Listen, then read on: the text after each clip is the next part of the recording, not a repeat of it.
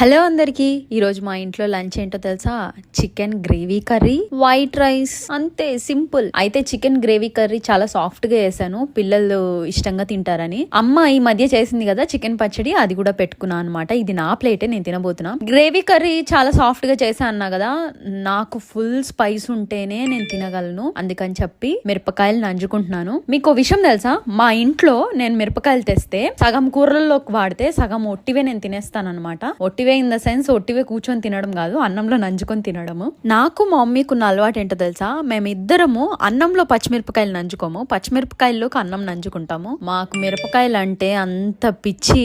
General గా నాకు ఇష్టం లేని కూర ఏదున్నా అందులో పక్కన మిరపకాయలు పెడితే ఊహు అనకుండా మొత్తం కుమ్మేస్తా, వాటి మీద ప్రేమతో. అంత ఇష్టం అనమాట. మీలో కూడా ఇలా ఎవరన్నా ఉన్నారా మిరపకాయలు బాగా ఇష్టంగా తినేవాళ్ళు? నేను ఇంకో విషయం తెలుసా, సమోసాలు ఆ మిరపకాయ కోసమే కొంటా. ఇదైతే చాలా మంది కనెక్ట్ అవుతారు.